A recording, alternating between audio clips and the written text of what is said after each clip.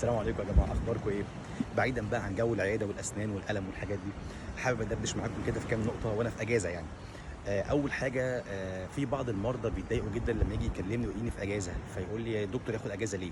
اكن انا مش من حقي اخد اجازه، انا متالم ما ينفعش ياخد اجازه، ويكلم سكرتيره او يتواصل معايا وهو زعلان.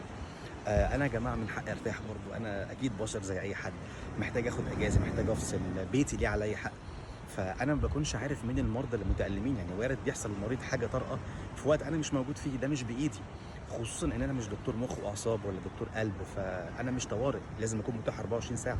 انا اسنان، فلو المريض عنده الم او حاجه ممكن بياخد مسكن، ممكن بياخد مضاد حيوي لو في مشكله، ممكن بيكلمني ويتواصل معايا وانا ابتدي اجاوبه على كل حاجه. اضعف الايمان لو مش هيقدر مثلا ان انا اتواصل معاه او ان احل له حل، ممكن يروح لدكتور زميل مؤقتا لحد ما انا ارجع. بس انا غصب عني بيبقى مثلا محتاج اريح، محتاج اخد اجازه، محتاج اخد ريست. فمش متعمده، يعني مثلا في مريض يقول لي مثلا انا كل ما اكلمك الاقيك مش موجود او الاقيك مسافر. طب ما هو حضرتك بتكلمني لما بتكون متالم، فانت ممكن الالم يجي لك كل 6 شهور، فخلال الست شهور انا موجود في العياده والله. بس هو اسبوع يتيم في اخر كل سنه قبل الدراسه ما تبدا.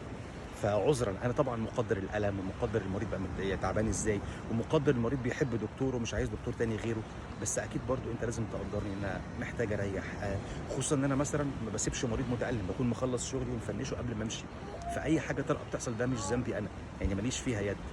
فمعلش سامحوني، وانا اكيد بتواصل معاكم برضو في الاجازه لو اي حد عايز يكلمني في اي حاجه طارئه ان شاء الله لحد ما نوصل لحل، لحد ما ارجع ان شاء الله. بس بلاش تبقى يعني بتأنب ضميري، او ان انت مثلا بتلومني عشان ضميري ما يتأنبش فنكد على الاولاد يعني. فمعلش، لان زي ما انا قدرت الالم قدرني في اجازتي يعني. وبعدين بذمتك ده منظر يتساب؟ يعني ما كنت اجازه اسيب المنظر ده؟ كل سنه وانتم طيبين، سلام عليكم.